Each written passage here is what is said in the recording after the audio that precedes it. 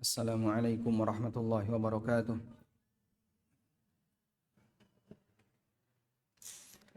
Alhamdulillahi rabbil alamin. Wassalatu wassalamu ala ashrafil mursalin. Nabiyyina wa maulana Muhammadin wa ala alihi wa sahbihi ajma'in. Wa ashhadu an la ilaha illallah wahdahu la syarikalah. Wa ashhadu anna Muhammadan abduhu wa rasuluh. Sallallahu alaihi wa ala alihi wa sahbihi. Wa man tabi'ahum bi ihsanin ila yaumiddin. Alhamdulillah, puji syukur kita haturkan kehadirat Allah Subhanahu wa taala. Di kesempatan pagi ini kembali kita melanjutkan kajian rutin dengan membaca buku Prinsip Hidupku. Dan insyaallah kita akan membaca nasihat yang kedua yang diberi judul Jagalah Kesehatan Iman. Bagi yang memiliki bukunya silahkan dibuka mulai halaman 6. Bapak Ibu yang dimuliakan Allah Subhanahu wa taala. Kita bukan nabi. Oleh karena itu kita tidak mendapatkan jaminan maksum sebagaimana yang Allah berikan kepada para nabi. Sehingga manusia biasa dia tidak mendapatkan jaminan bahwa dirinya tidak akan murtad. Itu enggak ada jaminan. Kalau para nabi mendapatkan jaminan karena mereka orang yang apa? Maksum. Sehingga tidak mungkin nabi murtad, itu tidak mungkin. Atau nabi berbuat syirik, itu tidak mungkin. Atau nabi melakukan dosa besar, itu tidak mungkin. Melakukan praktek kemunafikan juga tidak mungkin. Karena para nabi orang yang dijaga oleh Allah, status mereka maksum. Sedangkan selain Nabi, mereka maksum tidak? Maksum enggak? Coba yang maksum angkat tangan. Nanti boleh pulang duluan. Kita tidak ada yang maksum. Kenapa? Karena kita bukan Nabi. Mengingat kita tidak ada yang maksum sebab kita bukan Nabi, maka semua hamba punya peluang antara dia mati muslim atau mati sebagai orang kafir. Waliyadzubillah. Sampai pernah disabdakan oleh Nabi SAW, Badiru bil a'malis salihati fitanan kakita'il lailil mudlima. Bersegeralah untuk melakukan amal saleh, karena di depan kamu ada berbagai macam fitnah, berbagai macam ujian hidup. Kaki ta'il lailil mudlimah, gelapnya fitnah itu seperti sepotong malam yang gelap. Sehingga orang tidak bisa membedakan antara yang hak dengan yang batil, antara kebenaran dengan kebatilan.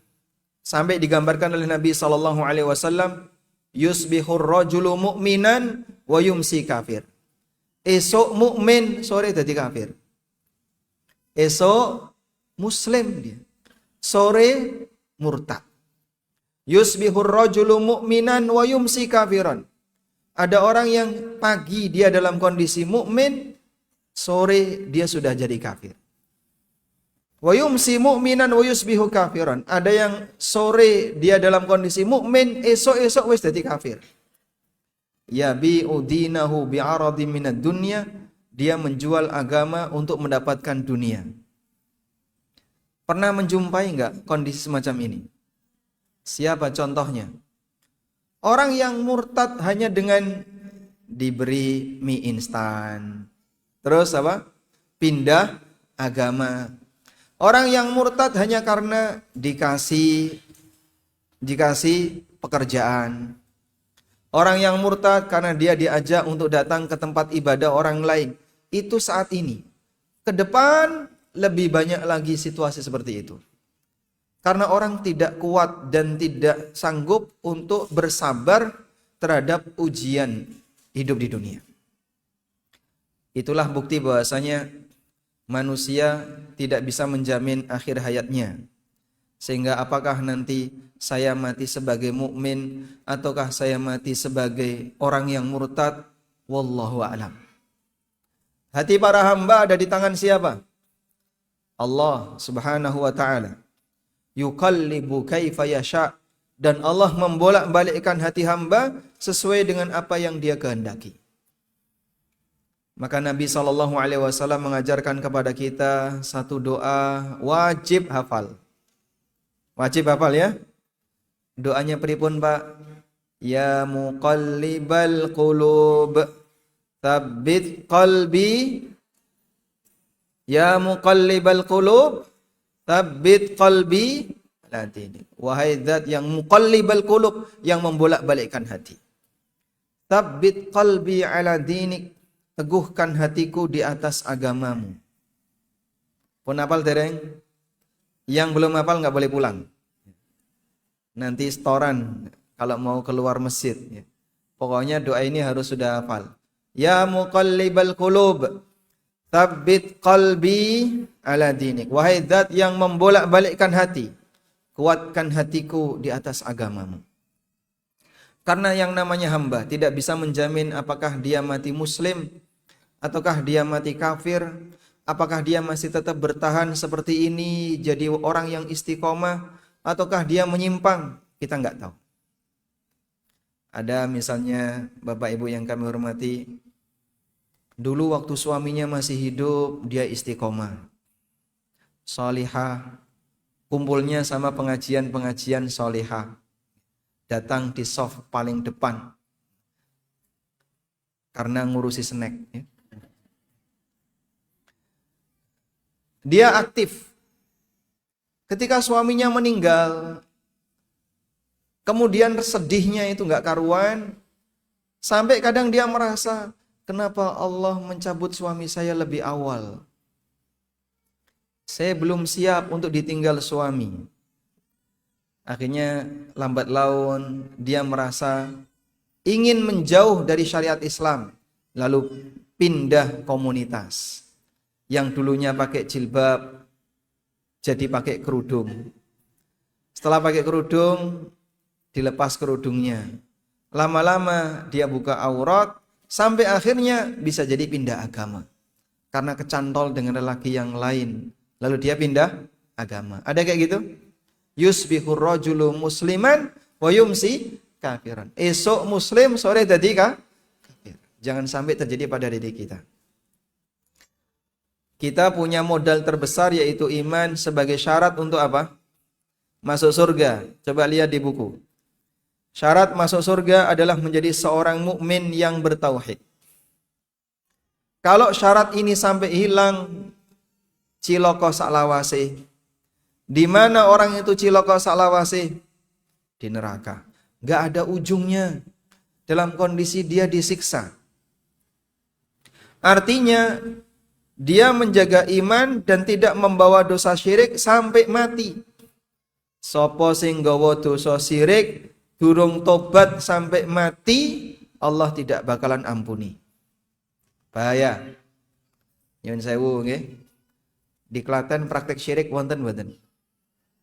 Wonten mboten? Ini pengakuan orang Klaten ya. Wonten Pak Ustadz. Contohnya napa? Aneka bentuk sajen. Contoh yang lain, sajen Pak Ustadz. Isinya mau sojan, sajen. Dan banyak memang praktek kesyirikan bentuknya sajen. Ana sing seneng dolanan dukun, ana sing seneng dolanan klenik, ada yang dia suka sajen, dan seterusnya. Kalau itu sampai mati durung tobat, berarti mati nggawa napa? Dosa syirik. Jadi yang dimaksud mati membawa dosa itu pernah berbuat dosa, lalu dia melakukan perjalanan hidup sampai dia mati, dia belum bertobat dari dosa ini. Itulah yang dimaksud mati membawa dosa. Jenengan misalnya pernah ngelakoni riba, boseng rupane arisan, riba arisan, boseng rupane simpan pinjam, atau riba-riba yang lain. Pernah ngelakoni dosa riba. Kemudian setelah itu hidup dalam waktu tertentu sampai mati durung tobat, berarti mati nggawa dosa apa? Riba. Baik, biasanya dosa yang kita jarang bertobat niku napa? Dosa apa yang dilakukan oleh ibu-ibu yang sampai mati ra tobat? Ghibah. Wong arep mati wae sik tega ngrenengi kok. Sampeyan iki lho arep mati kok sik ngrasani koncone. Wis lara ning dhuwur mbayang, ndak bisa apa-apa, tapi kadang masih ghibah. Kenapa? Bawaan dari lahir sampai gede. Metu procot wis ghibah. Makanya hati-hati ya. Semua perbuatan dosa yang dilakukan oleh hamba sampai mati dia belum tobat, maka itu akan dibawa mati. Berarti dia mati membawa dosa-dosa itu. Karena itu kita diperintahkan bertobat. Eling dosane. Eling dosane napa Pak? Sing paling dhuwur, lakoni kesyirikan, dosa kekufuran, pernah sajen, dolan ning dukun, senengane klenik. Terus napa malih? Jimat dan seterusnya. Pesugihan, berpesugihan, pengasihan, semar mesem, jaran goyang. Oh, cokelane kok kaya ngene. Tobat.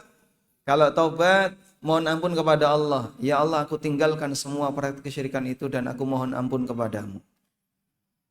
Saya pernah menjumpai ini tonggo ning Klaten, nggih. Ada orang yang dia baru saja meninggal oleh anaknya di kamar tempat orang tuanya ini meninggal nggak ditempati, kosong, suwung.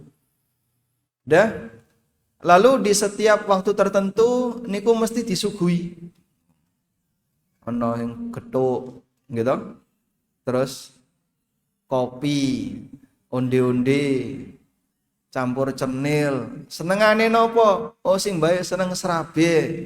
Golekno serabe. Biasanya serabe noto suman. Wah, kangelan ning golek ning Klaten.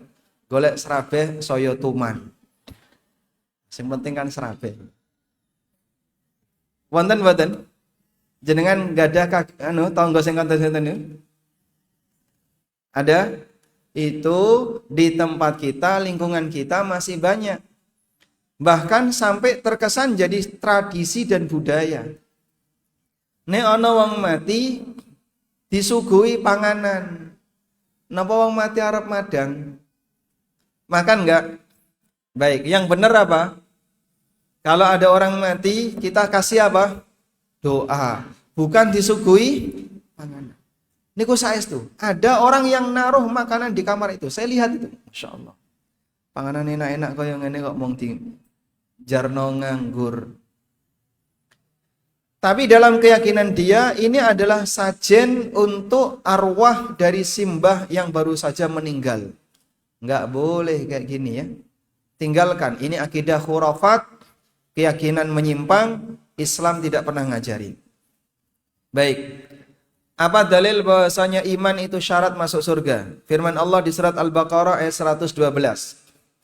Bala man aslama wajhahu lillahi wa huwa muslim wa huwa muhsin falahu ajruhu 'inda rabbih wa la khaufun 'alaihim wa la hum yahzanun.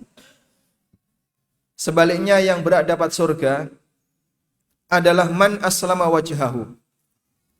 Orang yang menyerahkan dirinya kepada Allah wa huwa muhsinun dan dia berbuat kebajikan. Dia menjadi seorang muslim, maka dia mendapatkan pahala di sisi Rabb-nya. Tidak ada rasa takut dan tidak ada rasa sedih. Itulah hamba Allah Subhanahu wa ta'ala yang beriman dan dia muslim di hadapan syariat Allah Subhanahu wa ta'ala. Karena nyuwun sewu nggih, sedaya penganut agama niku mengaku bahwa dia masuk surga. Orang Yahudi mengatakan yang boleh masuk surga wong Yahudi. Nasrani nggih ngeten, yang boleh masuk surga hanya orang Nasrani. Wa qalu la yadkhulal jannata illa man kana hudan aw nasara. Ahli kitab mengatakan rano sing iso mlebu swarga kecuali wong sing duwe agama Yahudi atau agama Nasrani. Tilka amanihum, itu hanya angan-angan mereka saja. Maka Islam dikasih prinsip yang boleh masuk surga hanya muslim. Nabi SAW ketika peristiwa perang Khaybar, beliau mengutus kepada para sahabat untuk berkeliling. Di antaranya Umar bin Khattab radhiyallahu anhu.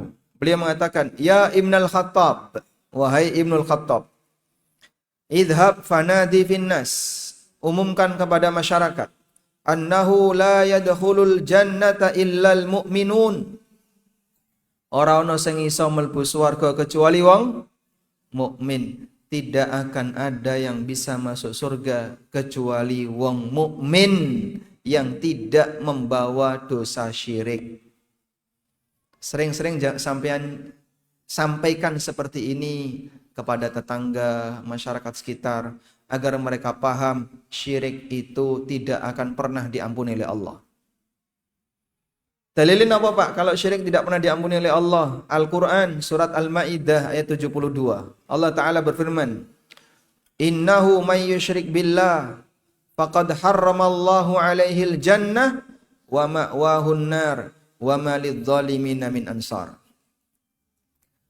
Sing nglakoni syirik kepada Allah, mongko Allah haramkan dia masuk surga. Panggonane teng pundi? Wa ma'wahun nar, tempatnya di neraka. Wa ma lidzalimina min ansar, wong zalim tegese wong musyrik ora bakalan diparingi penolong. Orang musyrik tidak akan mendapatkan pertolongan ning jero neraka saklawase abadal abidin. Baik. Tapi seperti ini jamaah, kita walhamdulillah sekarang hati kita dalam situasi saya bertauhid kepada Allah, anti syirik dan berusaha menghindari kesyirikan. Tapi sekali lagi tidak ada jaminan hamba bisa istiqomah sebagai mukmin sampai akhir hayat. Seperti yang di depan tadi. Saya ceritani ya. Mau diceritani enggak? Atau enggak usah? Sudah tahu ceritanya belum? Maka yang belakang yang sedang bercerita gantian cerita, biar saya cerita dulu ya. Sehingga yang ngobrol cerita karo koncone ning wingking-wingking niku, jenengan mau cerita di depan atau di belakang? Baik, kita gantian cerita. Saya akan bercerita. Iblis itu menggoda manusia sampai kapan? Sampai apa? Sampai ujung ajal. Kita digoda oleh setan sampai kapan? Sampai menjelang kematian. Sehingga hamba digoda oleh setan sampai dia mau menemui kematian. Jika hamba tidak ditolong oleh Allah, maka bisa jadi dia akan menyimpang. Dan yang berbahaya adalah di detik-detik kematiannya kemudian dia mengucapkan kalimat kesyirikan. Itu yang bahaya. Makanya Nabi SAW perintahkan, nek ana wong Arab mati, diapain? Diyasinke. Hah? Dipripun? Ditalkin laras. Bagaimana perintah beliau? Laqinu mautakum la ilaha illallah. Talkinlah orang yang mau mati di antara kalian untuk mengucapkan la ilaha illallah. Man kana akhiru kalamihi la ilaha illallah dakhalal jannah. Karena siapa yang kalimat terakhirnya la ilaha illallah melbu surga. Tapi seperti ini berat. Enggak semua orang berhasil. Pernah satu ketika ada seorang ulama yang berasal dari Cordoba. Beliau dalam kondisi sakit parah. Sampai kemudian pingsan. Kadang pingsan, kadang sadar, kadang pingsan, kadang sadar. Orang kan kayak gitu ya.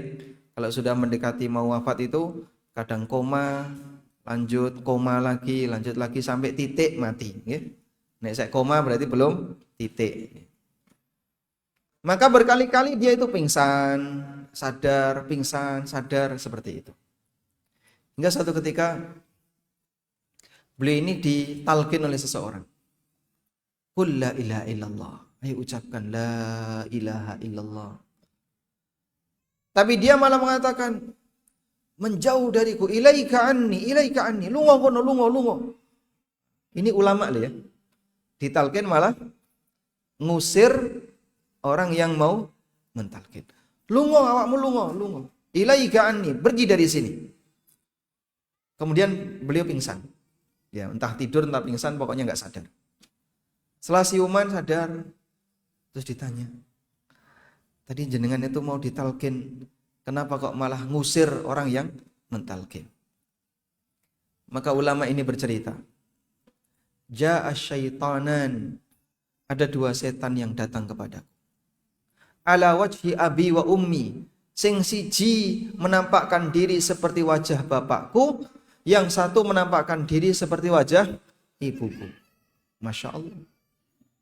Makanya kadang orang wong sing arep mati, aku kok kebayang bapak ya.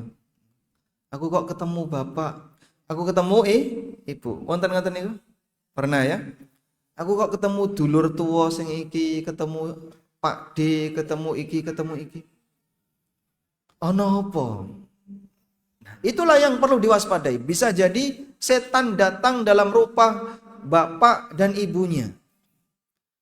Lalu yang dalam rupa bapak ini mengatakan, dia mengatakan, mut Yahudiyan fa innahu khairul adyan.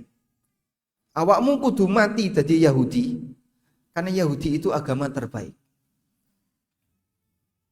Ibunya bilang, mut Nasraniyan fa innahu khairul adyan. Awakmu kudu mati dadi Nasrani, karena Nasrani itu agama terbaik. Coba kalau nggak ditolong oleh Allah gimana? Mungkin nurut. Wong sing ngomong bapak ibu nih. Loh, bapak ibu kan sampun suwargi. Bapak ibu sudah meninggal, beliau yang tahu apa yang ada di alam baka sana. Maka beliau ngerti apa yang harus aku lakukan. Ini saran dari orang yang sudah pengalaman melbu akhirat. Terus datang. Nah, wis pengalaman jet pripun? Dipercaya. Maka kalau tidak ditolong oleh Allah, bisa jadi dia akan nurut. Oh, berarti sing bener iki ahli kitab. Ya wis aku tak dadi ahli kitab. Syahadatnya dilempar dan dia menyatakan aku jadi Yahudi atau aku jadi Nasrani. Nek mati mengakhiri hidupnya dalam kondisi seperti ini, pripun? Hilang sedaya amal. Karena barang siapa yang berbuat syirik, la in asyrakta la yahbatanna amaluka wa la takunanna minal khasyirin. Nek awakmu nglakoni syirik, sedaya amalmu bakal hapus. Hilang. Wala takunanna minal khasirin, dan sungguh awakmu bakal dadi wong sing paling rugi. Menakutkan enggak kayak gini, Bu? Menakutkan ya? Modal utama kita itu apa? Iman. Nek imane pun hilang, aja harap-harap mlebu swarga. Pun. Selama iman masih ada, mungkin orang bisa masuk surga. Walaupun bisa jadi dia dihukum di neraka beberapa saat ya. Sampai nek dosane pun telas, dia dimasukkan ke dalam surga. Tapi kalau imane wis ra ono, pripun? Aja harap-harap mlebu swarga. Maka jaga keselamatan iman. Sampeyan ketiban utang sak gede-gedene, selama iman masih ada, insya Allah dapat kesempatan mlebu swarga. Meskipun utangnya gede, alias dadi wong bangkrut misalnya, dalam arti bangkrut secara materi. Maka yang perlu diperhatikan di sini, orang mukmin yang baik, dia akan dijaga oleh Allah Subhanahu wa taala imannya sehingga sampai akhir hayat dia masih dalam kondisi mukmin. Baik. Selanjutnya jamaah,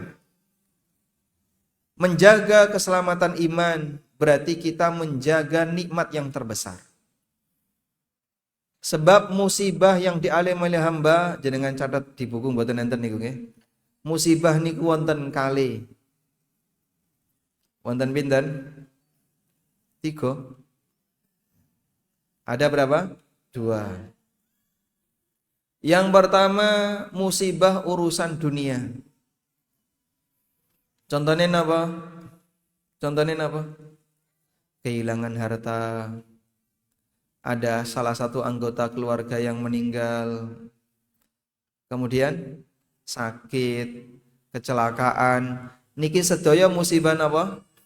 Dunia. Ini semuanya musibah dunia. Baik. Yang kedua, musibah agama. Musibah agama.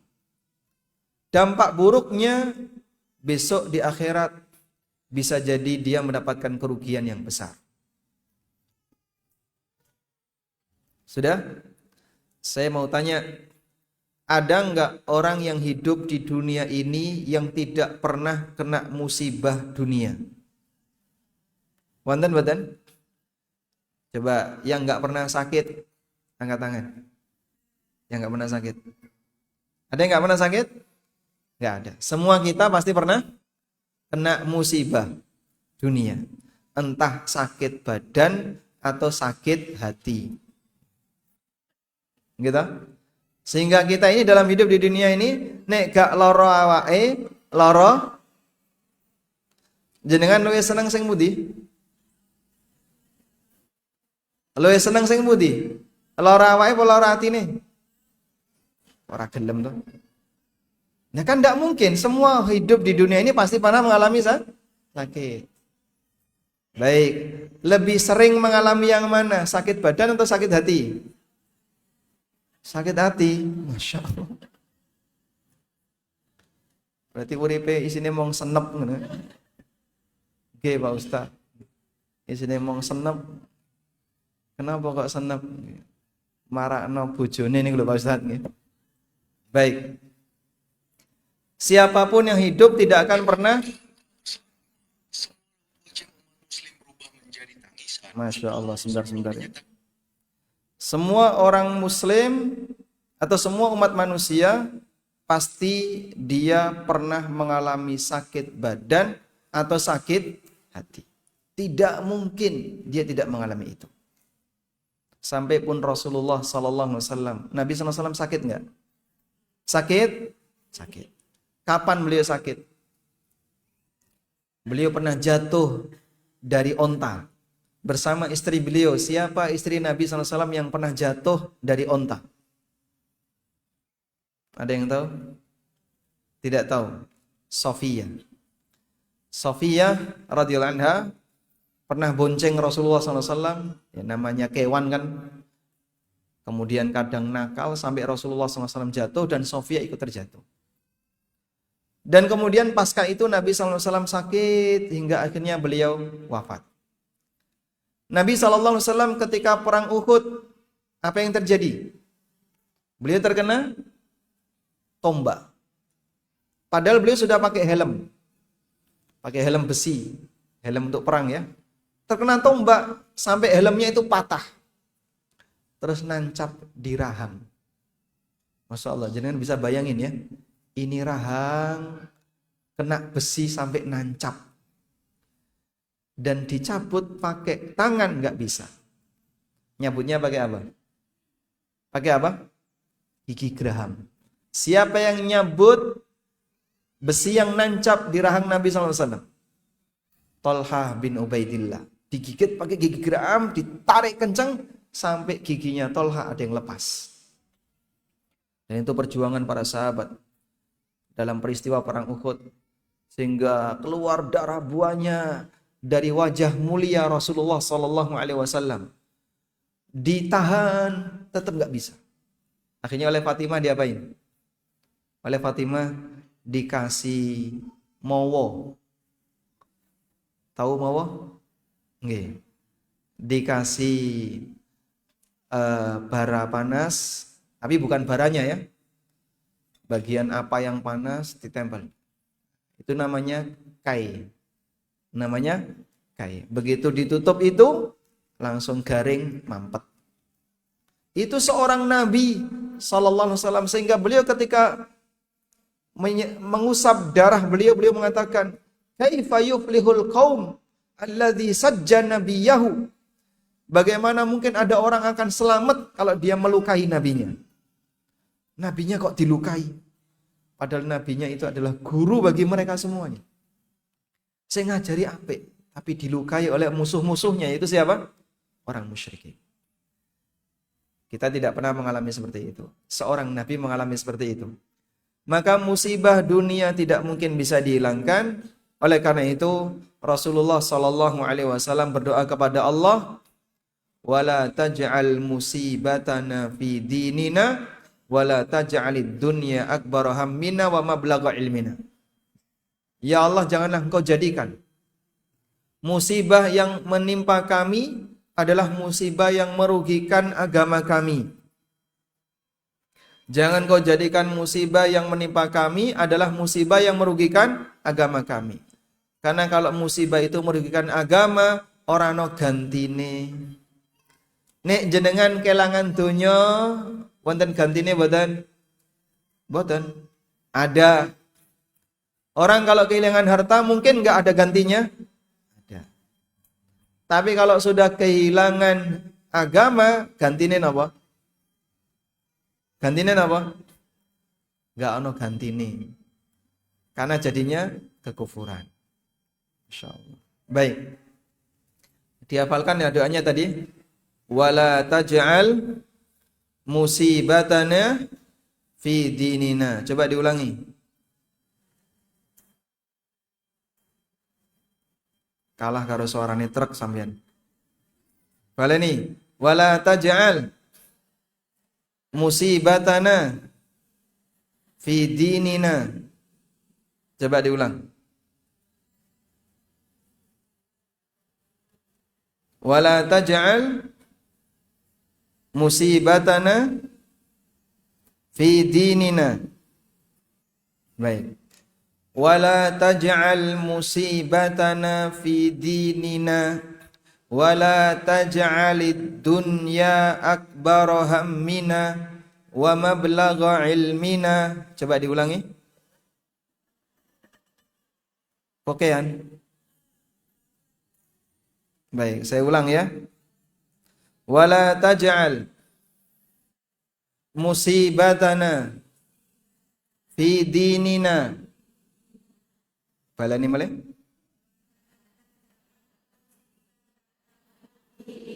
Pun hafal?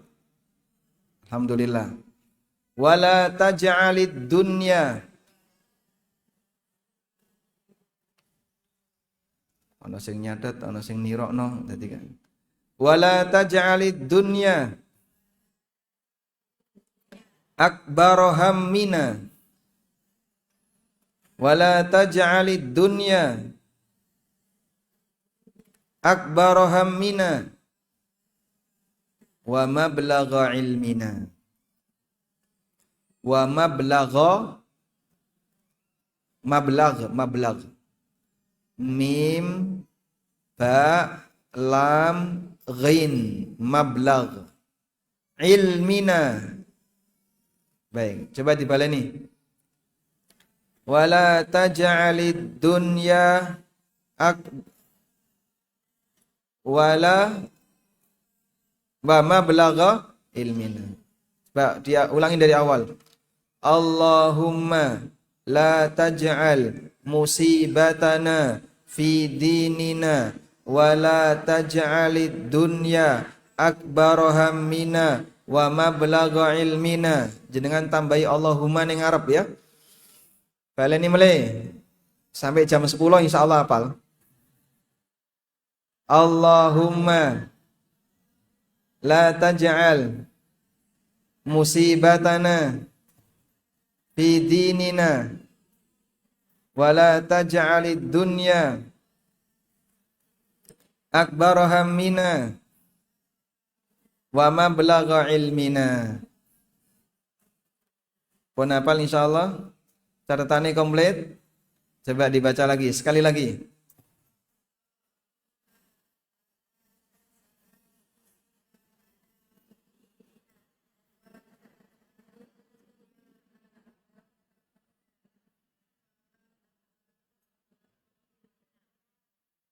Nah, ngono ngguri.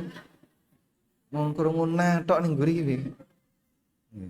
Tapi komplit kok Pak Ustadz, alhamdulillah. Baik. Miliki komitmen ya, tidak keluar masjid sebelum hafal.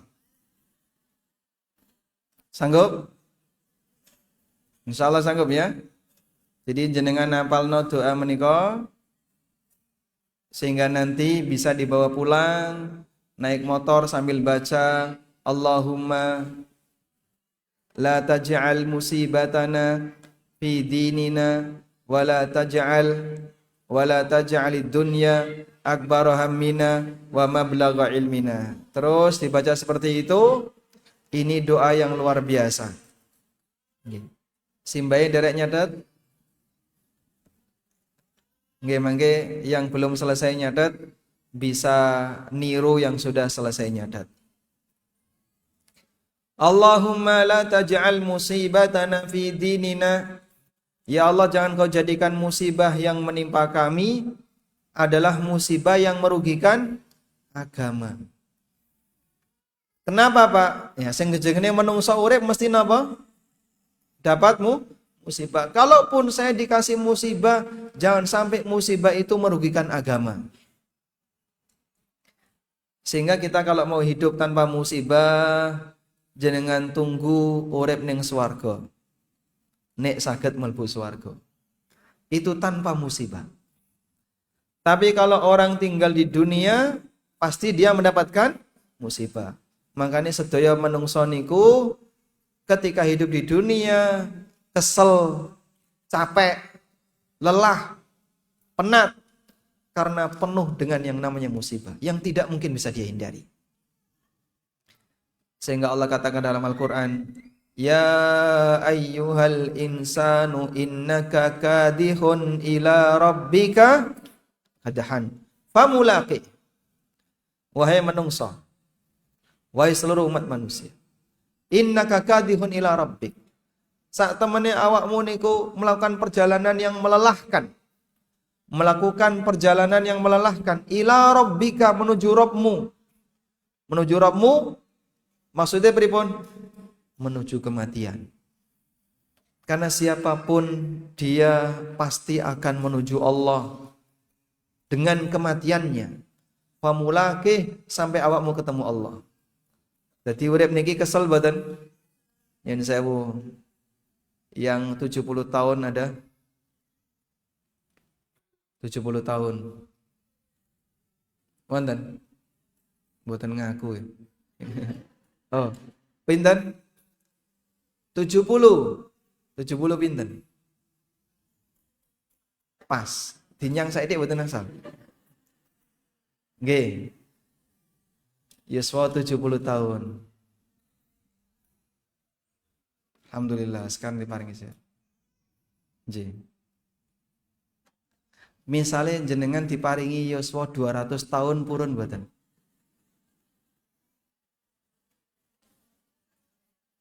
Kalau sehat purun. Yang penting mati muslim. Dalam kondisi mukmin. Muga-muga husnul khotimah. Mungkin jenengan coba yang mau diberi umur 200 tahun angkat tangan. Ada yang mau? Kita nggak bakalan mau. Kenapa? Pak Ustadz, kesel Pak Ustadz. Hidup ini capek nggak? Capek. Lelahnya hamba ketika dia menjalani hidup. Ngelakoni taat, kesel, ngelakoni maksiat nggih? Wong sing senengane healing. Capek nggak itu? Ke tempat wisata itu pulang rasanya napa? Nek shopping mulai napa?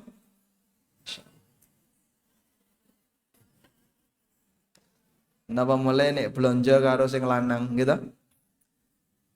Ibu-ibu kalau belanja sama bapaknya, nggih.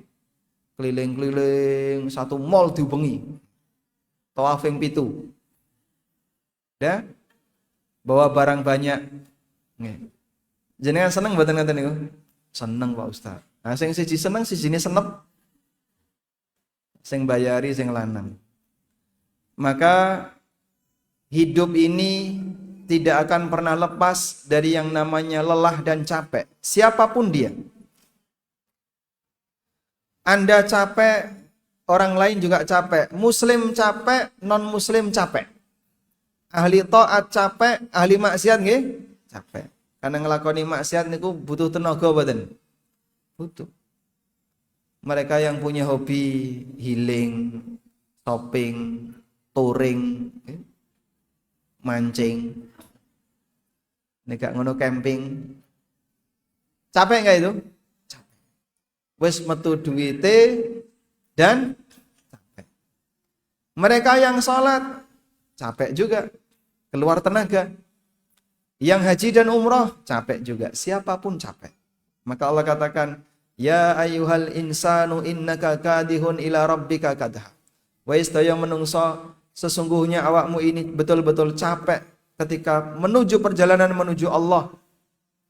Artinya menuju kematian. Sampai kalian ketemu Allah, tegese sampai mati.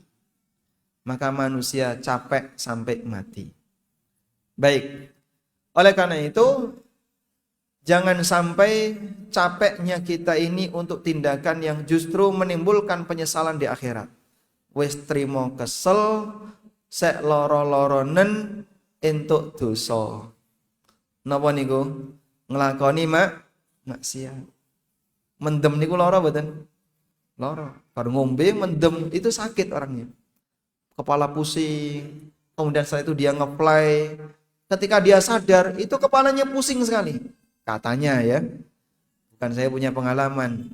Waliyadzubillah, jangan saya punya pengalaman seperti ini. Baik. Sekarang Anda saya ajak untuk memahami ilustrasi tauhid. Oke. Fokus ya, kembali ke buku. Ilustrasi tauhid. Nabi SAW pernah menjelaskan seperti apa bangunan Islam itu. Beliau SAW bersabda, Buniyal Islamu ala khamsin. Islam niku dibangun di atas 5 tiang. Syahadati alla ilaha illallah wa anna Muhammadan Rasulullah wa iqamis shalah wa ita'iz zakah wal haji wa shaumi Ramadan. Lihat di buku ya. Di buku haji dulu atau puasa dulu? Ya? Haji dulu. Coba dilihat di buku, lihat di buku. Salat, syahadat, salat, zakat, haji, puasa. Di buku urutannya seperti itu. Loh Pak, rukun Islam kan haji itu terakhir Pak. Kok buku ini nyebutnya haji dulu baru puasa? Ibnu Umar menyampaikan hadis ini. Lalu ada orang yang mengkritik. Al-saum wal haji. Puasa dulu baru haji. Lalu kata Ibnu Umar, wal haji wa shaumi Ramadan. Haji dulu baru puasa. Hakadha sami'tuhu min Rasulillah sallallahu alaihi wasallam. Ini persis seperti yang saya dengar dari Rasulullah sallallahu alaihi wasallam. Ya kalau teksnya kayak gini biarkan seperti ini. Walaupun kalau kita menyebutkan rukun Islam ada 5, misalnya kok berubah urutan nggak masalah. Ngeten nggih? Baik. Coba lihat. Bangunan ini ada berapa tiang? Jenengan lihat ada 4 tiang. Misalnya ini bangunan ada 4 tiang. Ada 1 tiang di tengah. 1 tiang di tengah ini adalah tiang syahadat. Lalu ada tiang-tiang di sampingnya. Rasulullah SAW menggambarkan bangunan Islam itu seperti ini. Ada 4 tiang, 1 tiang. Sehingga dia tegak karena ada 4 tiang yang menopang. Masya Allah. Bentar, mungkin ditenangkan dulu ya, ditenangkan dulu. Nah, adik-adik ikut ngaji. Ya, semuanya tenang ya. Baik, saya lanjutkan. Ada 4 tiang dan ada 1 tiang di tengah. Apakah kewajiban Islam itu hanya rukun Islam? Tidak. Ada enggak kewajiban Islam yang lain? Masih ada. Terus gimana Pak? Para ulama menjelaskan Kewajiban Islam yang lain itu seperti ibarat tembok. Ibarat tembok yang ada di kanan kirinya. Coba jangan lihat di situ ya. Al-Hafidz Ibnu Rajab menjelaskan bahwa Nabi Shallallahu Alaihi Wasallam menggambarkan Islam ibarat bangunan, di mana lima rukun Islam merupakan 5 tiang penyangga utama. Sementara kewajiban Islam lainnya ibarat unsur bangunan lainnya, seperti tembok. Nek ono omah, kalau ada rumah, cuman ada tiang 5 dan atap. Tegak enggak rumah ini? Tegak? Tegak. Sudah? Tapi karena enggak ada temboknya, nek adem kademen, nek panas, kenapa? Enggak ada tembok. Kalau ada binatang buas, bisa nyerang itu binatang buas. Karena enggak ada temboknya. Maka bangunan juga seperti itu. Ketika bangunan agama ini orang tidak melaksanakan kewajiban Islam, ibarat dia jebol temboknya.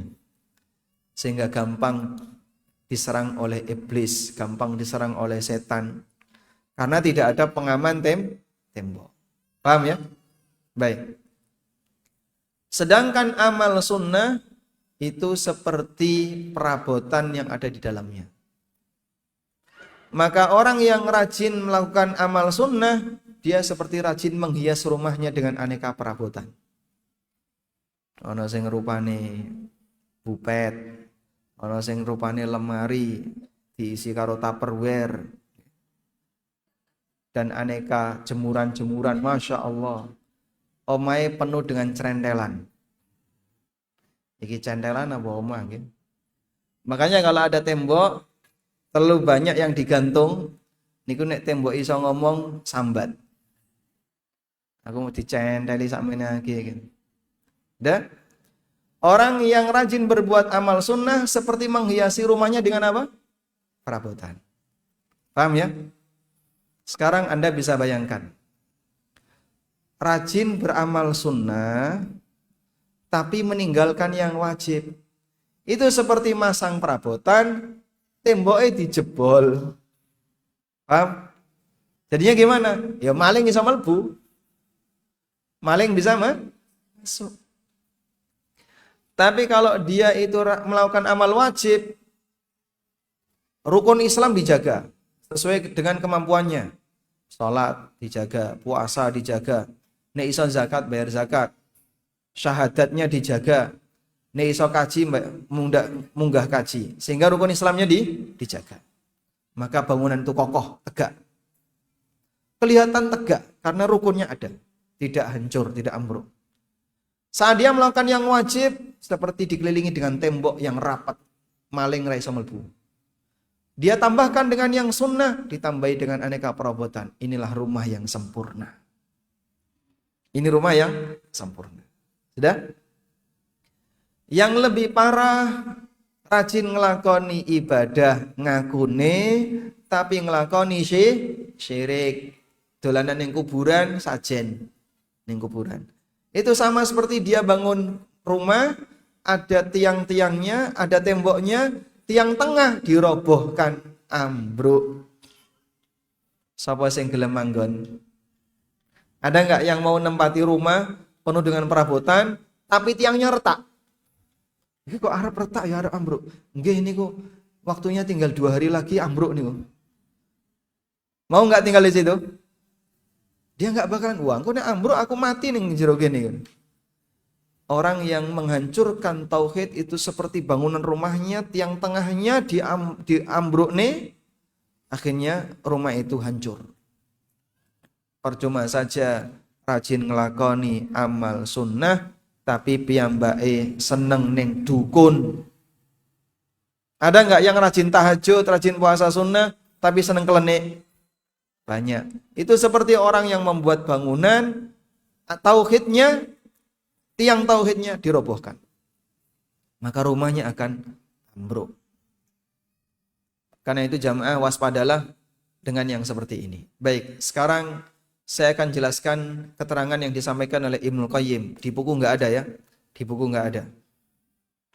ilustrasi yang pernah disampaikan oleh Ibnu Qayyim rahimahullahu taala tentang seperti apa organ iman ini. Bapak Ibu yang kami hormati, kita punya musuh namanya setan. Ini setan berusaha untuk mencuri iman hamba. Berusaha untuk apa? Jadi maling, mencuri iman. Baik. Selanjutnya, sasaran setan itu adalah semua rumah yang di situ ada barang berharganya. Semua rumah yang di dalamnya ada benda berharga. Maling kan pengen ngambil apa? Barang berharga. Maka Ibnu Qayyim mengatakan ada 3 jenis rumah. Coba lihat ya, perhatikan. Ada 3 jenis rumah. Rumah yang pertama, bangunan istana megah. Megah sekali. Di dalamnya ada banyak sekali emas. Emas, permata, duit-duit, kekayaannya banyak. Ditembok dengan benteng yang tinggi. Dan ada banyak prajurit yang menjaga. Di mana-mana ada penjaga. Ini rumah jenis yang pertama. Ya, inilah kerajaan, tempat kediaman raja. Rumah yang kedua, gubuk reot, tidak punya apapun, mongono pawon kuno, karo wadah tenggok, rano isine popo. Ini rumah yang kedua. Baik. Rumah ketiga, bangunan. Ada benda berharga di situ, tapi penjaganya kadang ada, kadang tidak. Kadang ada penjaganya, kadang tidak ada penjaganya. Sudah? Kira-kira ya rumah orang biasa, rumah penduduk. Ada kerajaan, ada rumah orang yang paling miskin di daerah situ, dan ada rumah penduduk yang menengah ke bawah atau menengah ke atas, rumah para pengusaha, tapi dia bukan raja. Bukan pejabat, sehingga tidak ada penjaga khusus. Sudah? Kira-kira menurut Anda, jika ada maling mau mencuri, rumah mana yang akan dijadikan sasaran? Pertama, kedua atau ketiga? Yang mana? Ketiga. Kenapa dia nggak ngambil yang pertama? Rawani melbu, gitu? Rawani melbu. Kenapa? Ada penjaganya. Kenapa dia nggak ngambil di rumah yang kedua? Orang isine apa sing arep dijukuk. Wis gubuk reot rano isine apa harus sing arep dijukuk. Tidak ada yang bisa diambil. Maka yang jadi sasaran yang mana? Rumah yang ketiga. Baik, kata Ibnu Qayyim, rumah pertama itu hatinya para nabi. Rumah pertama itu hatinya para nabi. Ketaatan dan ibadah mereka, iman yang sangat tinggi, seperti perhiasan yang sangat indah, tersimpan dalam istana, dijaga oleh para malaikat, sehingga setan gak berani nyentuh. Maka al-arifun, as-salihun, orang yang banyak melakukan ketaatan, yang berilmu, ahli ilmu, yang rajin ibadah, rumahnya seperti ini. Seperti istana megah, ada banyak penjaganya. Setan rawani demek. Setan gak berani nyentuh. Yang kedua, gubuk reot rano isine. Itu hati orang kafir. Apa yang bisa diambil? Apa yang bisa dicuri dari situ? Sehingga Ibnu Abbas pernah diceritain oleh orang ahli kitab, orang Yahudi. Kami melihat kaum muslimin kalau sholat wes ra khusyuk, banyak gerak, kadang nggak serius. Tapi mereka yang sholat di kelenteng, mereka yang sholat di tempat ibadah kami, itu iso sampai nangis-nangis. Mereka khusyuk. Kenapa seperti itu? Ibnu Abbas mengatakan, lah setan harap ngopo karo wong sing ngompo yang ini. Wa madza yaf'alu syaitan biqalbin kharab. Apa yang mau dicuri oleh setan ketika dia datang ke rumah gubuk reot rano isine? Apa yang mau diambil oleh setan dari hati yang sudah kosong. Nek wong nglakoni kesyirikan ya dibarno wae, mbok khusyuk ya ora apa-apa gitu. Makin khusyuk makin musyrik. Sehingga setan tidak berani nyentuh rumah yang penuh dengan penjaga. Itulah hatinya para nabi, hatinya orang-orang saleh yang sangat dekat dengan Allah. Maka dia nggak berani nyentuh karena banyak penjaga. Dan dia tidak akan mendatangi rumah yang reyot, yang tidak ada isinya, karena di situ tidak ada yang bisa diambil. Atine wong non muslim Arab juga opong, tidak ada iman di sana. Maka yang jadi sasaran tinggal rumah kita semua. Rumah Anda, hati kita semua. Yang hatinya tidak seperti hati orang soleh yang tinggi, dan tidak seperti hati non muslim yang kosong dari iman. Dalam hati Anda ada iman gak? Ada iman gak? Coba diambil. Ada iman Pak Ustadz. Di dalam hati saya ada iman, walhamdulillah. Terus kadang jenengan jaga gak? Ya kadang eling, kadang ora eling gitu. Pas eling, dikir, ingat Allah, mendengarkan pengajian sampai nangis, mendengarkan Al-Quran sampai nangis, itu pas eling. Pas lali, scroll gitu, nyekrol. Ono barang apik, lebokno keranjang. Nyekrol mana? Wah ini video masak-masak. Nyekrol mana? Drakor. Nyekrol terus Dracula. Itu pas lali. Dan seperti itulah kita. Kadang putus, kadang kadang eling, kadang pas eling setan rawani nyerak, pas lali dimasuki setan. Sehingga maling ini selalu siaga. Maling ini selalu siaga. Kapan ada kesempatan kayak wonge pas lali kayak pas ndelok Shopee kayak lali. Melbu. Kenapa? Wonge pas lah lagi sibuk napa? Belanja online. Lali. Wonge pas lali. Ketika lupa di saat itulah maling itu langsung nyergap. Serbu. Kemudian iman kita diambil sebagian, makanya wonge ngelakoni maksiat. Kapan maksiat itu dilakukan? Saat pemilik rumah itu sedang lalai. Makanya seorang hamba ketika zikrullah, dia seperti sedang menjaga rumahnya. Jika zikrullah itu tidak putus, maka rumahnya terus dijaga. Seperti rumahnya para nabi. Hatinya para nabi itu zikrullah tanpa putus. Orang-orang kibar, ulama, al-arifun, ulama-ulama yang soleh, mereka zikrullah tanpa putus. Jadinya hatinya seperti apa? Rumah istana yang selalu ada penjaga. Maka kita perlu berjuang bareng-bareng gimana caranya agar iman ini terjaga dengan baik. Jadikan hati Anda seperti hati yang penuh penjaga. Sangat buatan? Insyaallah ya. Baik, caranya jaga pripun? Selalu zikrullah. Gimana cara zikrullah? Membaca kalimat thayyibah, baca Quran, mengingat nikmat Allah, mengingat aturan Allah, mau melakukan maksiat, dia ingat Allah terus nggak jadi. Itulah semua bentuk zikrullah. Walhamdulillahirabbil alamin. Demikian yang bisa kita sampaikan, semoga bermanfaat. Wassallallahu ala nabiyyina Muhammadin wa ala alihi wa sahbihi wasallam.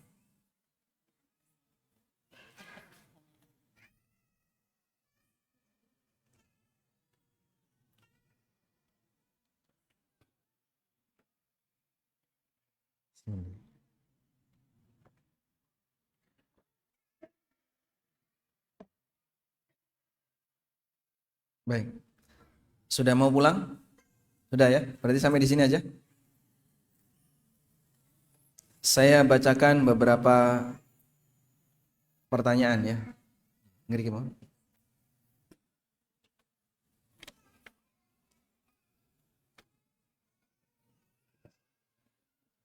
Pertanyaan yang pertama. Apakah nyekar termasuk bentuk kesyirikan? Apa randon acara nyekar?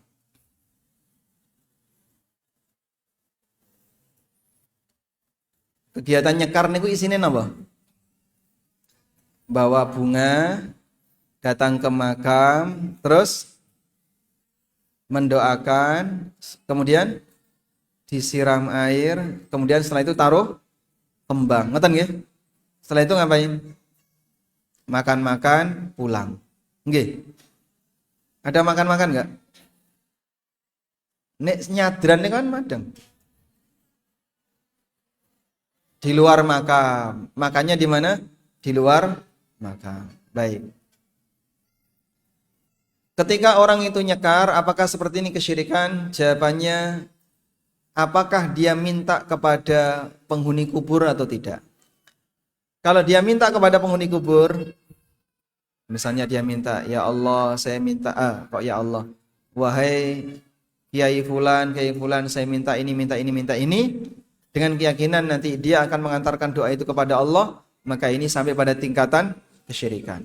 Tapi kalau tidak meminta kepada penghuni kubur, itu bukan kesyirikan. Oke? Cuman ulama membahas, perlu nggak naruh kembang di atas kuburan? Tujuannya apa kembang ditaruh di atas kuburan? Hah? Penanda kalau sudah ada yang ke situ. Misalnya yang diganti serpian kertas nih kalau kertas disobek-sobek, atas nih ulang tahun terus dur, kan isinya apa? Kertas. Boleh nggak ziarah kubur terus taruh kertas di situ? Hah? Boleh? Boleh ya? Misalnya diganti gelepung, kanji, taruhnya diwuri kanji, boleh nggak? Makanya pertanyaannya, apa fungsi bawa bunga ke kuburan? Biar harum.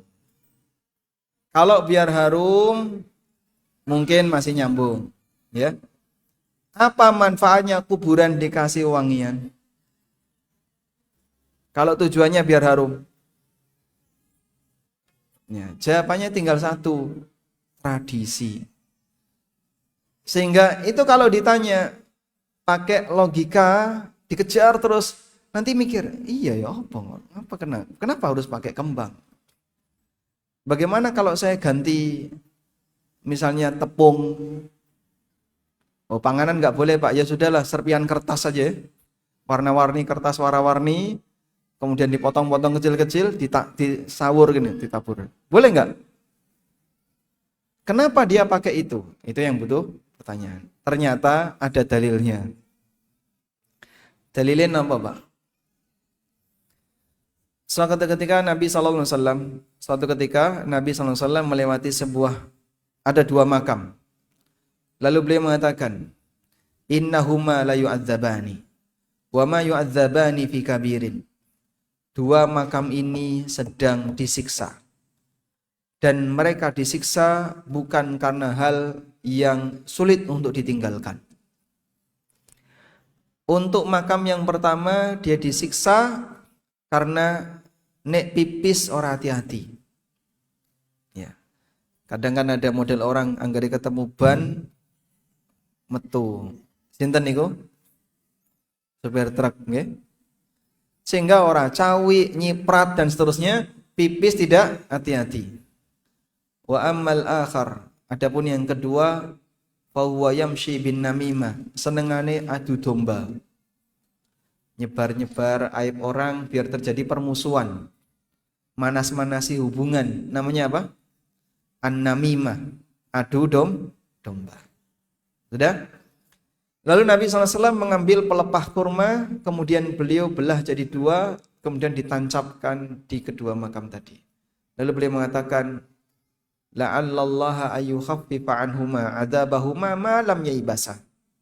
Semoga Allah meringankan azab keduanya sepanjang pelepah ini belum kering. Maka ini jadi dalil bahwa kalau ada makam ditancepi pelepah biar nanti hukumannya diringankan. Seperti itu?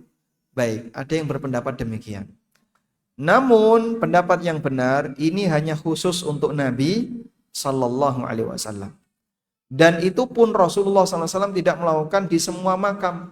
Hanya 2 makam itu, sementara makam yang lain beliau tidak pernah melakukannya. Padahal beliau ketemu dengan banyak makam, tapi Nabi SAW tidak melakukannya. Hanya di 2 makam itu. Dan yang tahu bagaimana kondisi mayit hanya siapa? Rasulullah SAW. Kita kan tidak tahu ya, bahwa mayat ini disiksa, mayat ini kejel-kejel. Jenengan ngerti boten? Boten ngerti. Nah, pelepah tadi disamakan dengan bunga. Biar dosa mayat ini diringankan selama bunga ini belum kering. Lah awakmu apa yang ngerti nek mayat ini disiksa? Itu suudzon sama bapak. Suudzon sama bapak. Dia ziarah ke makam bapak, gitu. Bawa kembang. Semoga kembang ini meringankan siksa bapak. Awakmu apa ngerti nek bapakmu disiksa? Niki kan anak suudzon kepada bapak. Bisa jadi bapaknya ada di dalam. Rumangsamu aku po ya disiksa. Wah, aku entuk nikmat kaya ngene kok kowe ora ngerti. Bisa dipahami ya? Jadi seperti itu contoh bagaimana orang yang dia menebak hal yang gaib padahal dia nggak ngerti. Terus gimana Pak? Ya sudah, nggak usah lakukan itu karena itu hanya khusus untuk Nabi Sallallahu Alaihi Wasallam. Ini penjelasan ilmiahnya. Dah? Intinya yang utama ketika ziarah kubur niku napa? Sing bermanfaat bagi mayit niku napa? Mendoakan mah. Yang kedua, jenengan sedekah atas nama mayit. Sing kagungan harta yang longgar, sebagai anak yang berbakti, nggak ada warisan boten dari orang tua, nggak ada Pak Ustadz. Yo jadi rayah kabeh, jangan diambil semua. Sisihkan sebagian. Niki kula sedekah nih atas nama bapak, atas nama ibu, atas nama orang tua. Karena kita hanya nompo hasil. Sing nyambut gawe wong tua, namung diparingi kok serakah. Sampai kadang ngambil yang bukan haknya. Sisakan untuk sedekah atas nama sinten? Mereka yang pernah memiliki harta ini ketika masih hidup. Wallahu a'lam. Bagaimana cara mentalkin orang di ICU dengan mulut penuh alat? Oh, Masya Allah. Tapi kondisi bisa mendengar dan misalnya kondisi tidak sadar. Kalau tidak sadar kan nggak bisa diajak komunikasi, ya? Karena kalau tidak sadar mungkin tidak mendengar. Tapi kalau masih mendengar, semoga batinnya yang terpengaruh. Kalau masih mendengar. Nah itu mungkin dokter tahu. Dokter, nek kados ngeten niki saya krungu mboten. Bisa Pak, tapi ya mungkin nggak jelas. Langsung nggawa toa. Wajo nek kaya ngono. Nanti bangun nanti mayit. Ora sida mati. Jadi tetap dengan halus, ditalkin dengan lembut. Sebisanya. Kalaupun di ICU penuh dengan alat, selama orangnya masih mendengar, kadang kan melek ya, ketop, terus manggut. Walaupun dia nggak bisa gerak banyak, ngomong ini, kadang nangis. Berarti dia masih mendengar. Dalam kondisi itu talkin. Wis rasa dipikir. Wis to, utangmu insyaallah ana sing nglunasi. Terus kandhani, sing penting mikir awakmu iso mati membawa husnul khotimah. Lalu ditalkin untuk baca la ilaha illallah. Assalamualaikum warahmatullahi wabarakatuh. Waalaikumsalam warahmatullahi wabarakatuh. Bagaimana caranya memaafkan kesalahan masa lalu agar hati ini bisa legowo menerima, agar tidak takut ketika bertemu dengan orang tersebut? Memang terkadang hati kalau sudah luka rasanya susah untuk sembuh. Beda dengan jari. Jari kalau luka berapa lama bisa sembuh? Sebulan, 2 bulan. Ini pernah kepapras pedang. Kepapras pisau Pak Ustadz. Sekarang sudah sembuh. Andaikan itu hati nggak cukup setahun. Bahkan sekian tahun orang hilang-hilang Pak Ustaz. Makanya sakit hati lebih susah untuk sembuh. Caranya gimana? Allah menceritakan tentang nabi yang sangat pemaaf. Sinten niku? Nabi yang sangat pemaaf. Yusuf alaihissalam. Nabi Yusuf alaihissalam saking pemaafnya beliau sampai ketika saudara-saudaranya yang pernah mau membunuh Yusuf datang ke istana. Nabi Yusuf mengatakan, "Min ba'di an nazaga syaitanu baini wa baina ikhwati." Dulu kita ini pernah digelincirkan oleh setan. Dulu kita pernah digelincirkan oleh setan. Jadi Yusuf ketika itu menyalahkan sinten? Setan. Maka jenengan ketika keinget dosa orang lain, kesalahan orang lain. Iya ya, sampai dulu saya pernah bermusuhan sama dia. Dulu saya pernah digelincirkan oleh setan dengan orang ini. Sing disalahnya sinten? Sing salah setan. Kamu tak maafkan. Selesai insyaallah. Baik. Kalau masih berat ya ditahan sebisa mungkin. Mudah-mudahan nanti bisa memaafkan. Yang penting Anda maafkan sebelum Dajjal keluar ya. Assalamualaikum warahmatullahi wabarakatuh. Waalaikumsalam warahmatullahi wabarakatuh. Saya pernah mendengar bahwa mayit saat mau dikuburkan tidak boleh dibacakan adzan karena adzan untuk panggilan sholat. Nggih, apa fungsi adzan ketika memakamkan jenazah? Wonten? Tidak ada. Dan Nabi SAW tidak pernah mengajarkan. Sehingga ketika beliau memakamkan, setelah dimakamkan, diurut pakai tanah, terus didoakan. Pasca nguruk itu ada satu doa yang sering ditinggal. Apa itu Pak? Allahumma gfir lahu wa thabbithu bil qawli tsabit. Allahumma gfir lahu wa thabbithu bil qawli tsabit. Hafal nggih? Allahumma gfir lahu. Allahumma gfir lahu wa thabbithu bil qawli tsabit. Baik, coba diulang. Allahumma gfir lahu wa thabbithu bil qawli. Allahumma gfir lahu wa thabbithu bil qawli tsabit. Allahumma gfir lahu wa thabbithu bil qawli tsabit. Baik. Ya Allah, ampunilah dia dan teguhkan hatinya dengan jawaban yang benar. Karena si mayit ini ditanya oleh siapa? Malaikat Munkar dan Nakir. Wallahu a'lam. Kalau kita ziarah ke makam orang tua, kita harus ngapain? Ya, ngapain? Ziarah kok tanya. Apa yang dilakukan? Mendoakan. Anda doakan, jangan main kartu di situ ya. Apalagi arisan di kuburan. Anda doakan orang tua. Allahumma gfir lahu warhamhu wa'afi wa'fu anhu atau doa yang semisal. Assalamualaikum. Waalaikumsalam. Saya seorang single parent. Beberapa waktu anak perempuan bertanya ke saya, seandainya aku nikah, bolehkah kalau wali nikahnya nanti bukan papa? Ketika ayah sudah meninggal, maka yang jadi wali nikah, ini urutannya ya, bapak, kakek, saudara laki-laki, ya. Kemudian baru setelah itu anak, kalau ada anak, kalau dia gadis yang berarti belum punya anak, baru paman. Sehingga paman itu urutannya di bawah saudara.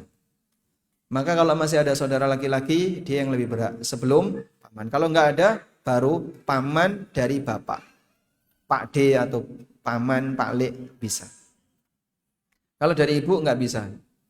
Paman, Pak D, Pak Le dari ibu tidak bisa jadi wali. Hah? Bisa. Saudara seayah yang laki-laki bisa. Yang jadi wali itu saudara kandung atau saudara seayah. Intinya tidak ada wanita yang nggak bisa nikah karena gara-gara masalah wali.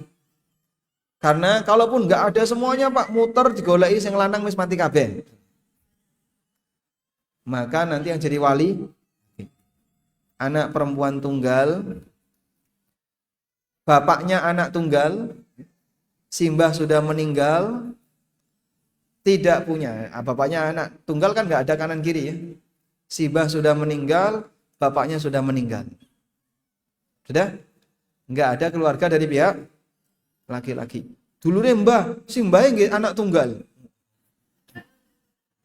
Simbahnya anak tunggal, buyute nggak anak tunggal. Maka nanti yang jadi wali KUA. Jika satu keluarga suami baik tapi tidak pernah sholat, sedangkan anak-anaknya menjadi anak yang murtad karena satu dan lain hal, apakah itu takdir untuk si istri? Ya, semuanya takdir ya. Semua yang kita alami ini takdir. Jenengan seneng ra seneng niku takdir.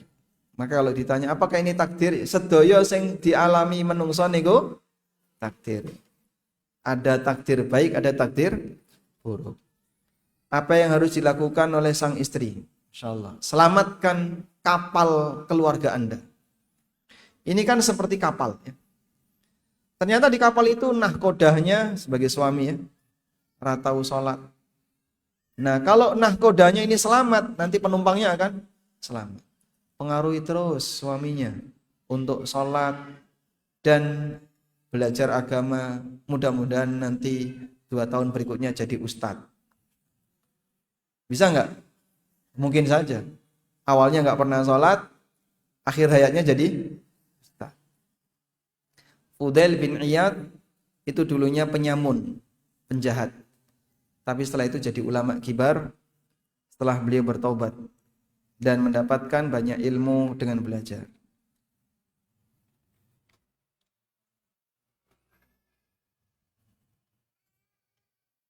Assalamualaikum. Waalaikumsalam. Kalau umroh bersama suami, istri lebih utama fokus ibadah atau melayani kebutuhan suami seperti makan minumnya? Jawabannya yang kedua. Baik Anda di rumah maupun Anda di tanah suci, yang namanya kegiatan ini adalah ibadah andalan wanita. Taat kepada suami. Bagaimana cara mengetahui ustadz di biro umrah itu sesuai sunnah atau tidak? Ditanya, ustadz sunnah enggak?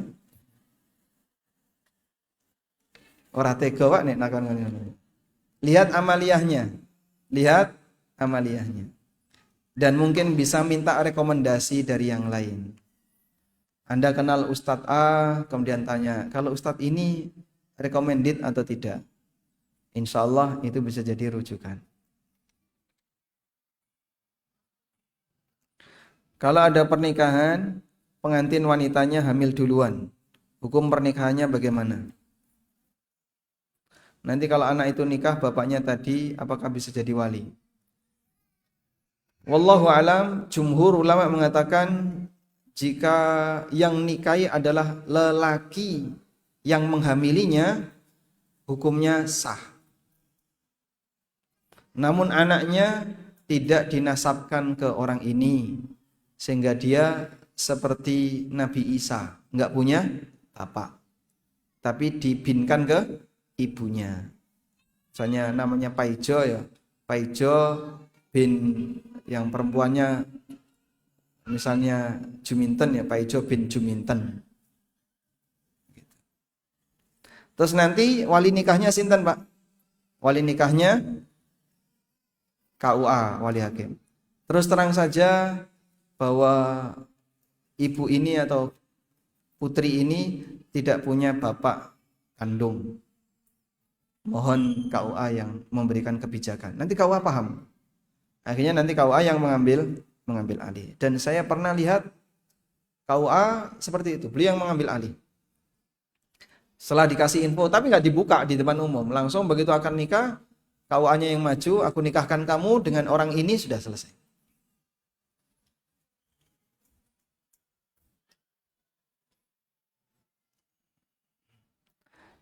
Saya dapat ilmu bahwa 9 orang Islam tidak sholat. 9 orang Islam yang tidak sholat tidak halal. Sedangkan 9 ahli kitab halal. Pada ahli kitab juga nggak sholat. Karena 9 ahli kitab Allah yang halalkan. 9 3 jenis pemilik agama yang halal. Muslim, Yahudi, Nasrani. Selain itu haram. Wong gak sholat, agamanya apa? Muslim tidak, Yahudi tidak, Nasrani tidak. Maka dia tidak beragama. Walaupun KTP-nya, wallahu a'lam. Baik, demikian yang bisa kita sampaikan. Semoga yang sedikit ini bermanfaat. Wassallallahu ala nabiyyina Muhammadin wa ala alihi wa sahbihi wasallam. Wa akhiru da'wana alhamdulillahi rabbil alamin. Wassalamualaikum warahmatullahi wabarakatuh.